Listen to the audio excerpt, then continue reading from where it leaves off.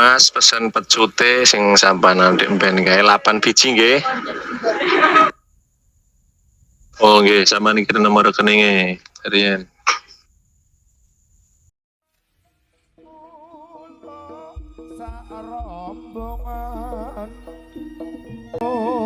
Assalamualaikum warahmatullahi wabarakatuh. Kembali lagi di Arto Galeri Production.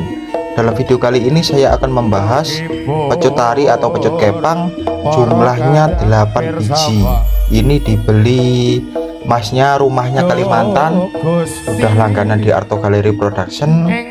Pertama itu beli kulit gendang di Arto Galeri Production, lalu beli aksesoris jaranan lainnya. Nah, ini beli pecut kepang jumlahnya 8 biji. Ini pecut kepangnya, bahannya bagus, barangnya kuat, awet, karena jahitannya rapat atau rajutannya rapat. Nah, ini barangnya ready di Arto Galeri Production. Seperti biasanya, ini sudah saya sepilkan ke orangnya. Alhamdulillah orangnya juga suka, langsung ini ditransfer. Terima kasih sudah percaya di Arto Galeri Production. Bagi yang ingin pecut kepang seperti masnya ini, jika dekat di daerah Mojokerto dan sekitarnya, bisa langsung ke Arto Galeri Production yang beralamatkan Dusun Jerambe, Kecamatan Dragu, Kabupaten Mojokerto, Jawa Timur. Atau yang rumahnya jauh seperti masnya ini, bisa kirim, dijamin 100% amanah. Masnya ini sebenarnya rumahnya Nganjuk tapi merantau ke Kalimantan. Nah, ini beli di saya sudah langganan. Bacutnya dijamin ampuh ini, karena sudah saya review, sudah saya tes kekuatannya. Nah, terima kasih sudah order di Arto Galeri Production. Yang belum bergabung silahkan subscribe. Yang mau lihat-lihat produk atau garapan di Arto Galeri Production, langsung datang ke rumah saya atau ke tempat saya. Yang jauh-jauh bisa lihat di sosial media saya. Itu ada tes bahan, tes kekuatan, bisa kontak WA saya, nomor saya cantumkan di atas. Terima kasih sudah order di Arto Galeri Production, sudah percaya di saya. Sekian dari saya, Arto Galeri Production. Salam budaya. Wassalamualaikum warahmatullahi wabarakatuh. Simak videonya agar tahu kualitasnya.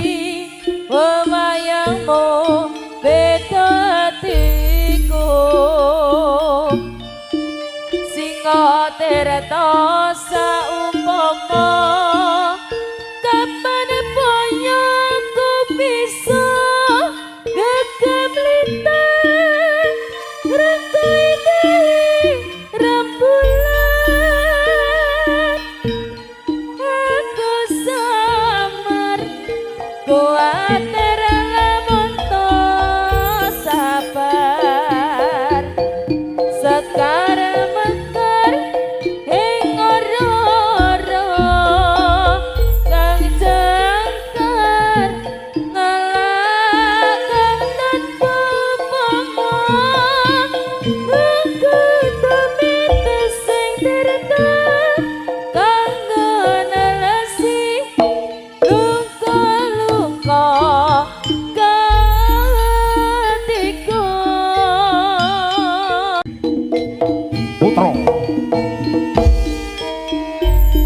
Sopira Kabaya ta gak ngerti ta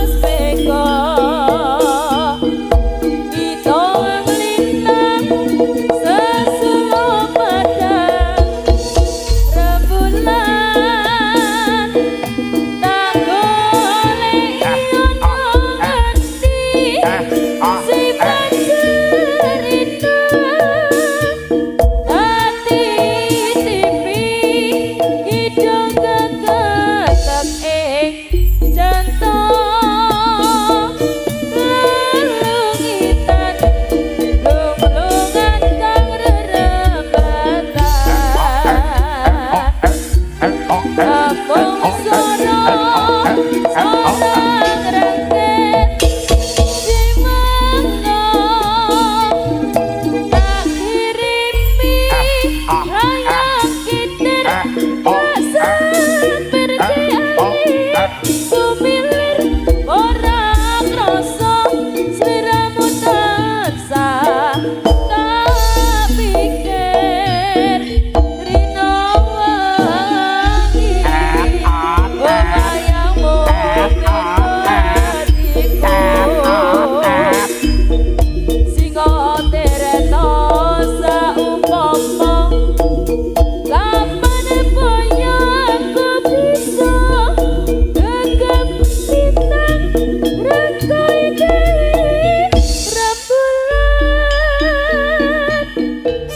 aku samar kuatir lamoto sabar sekar mekar ing ora-ora kang cengkar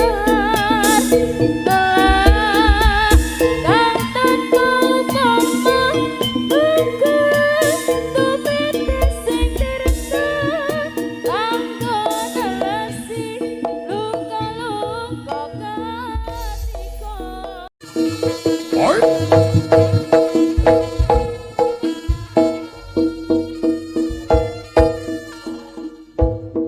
Rong puluh taun Kang Mas umure kaminan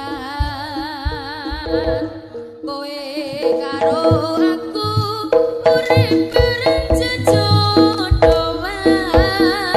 nganti saiki durung duweni momongan aku kuwatir Kang Mas ninggalke katresnan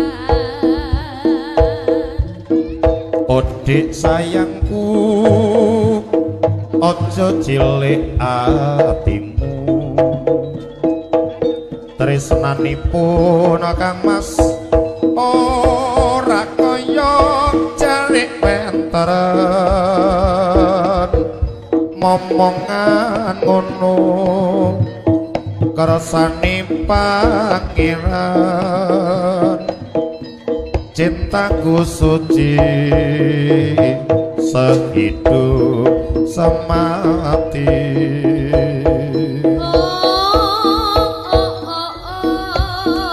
Kang Mas bambang sajeroning ati bareng aku krungu ucap kang suci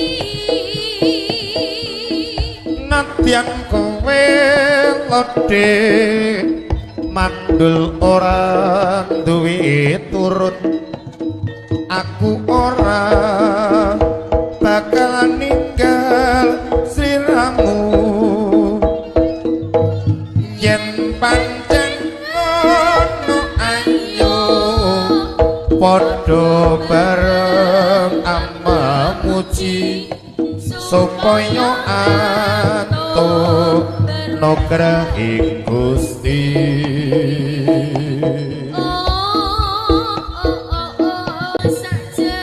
bersama channel barenganku krungu ucap kang suci nadyan kowe lodhe mandul ora duwe turun aku ora bakal ninggal sliramu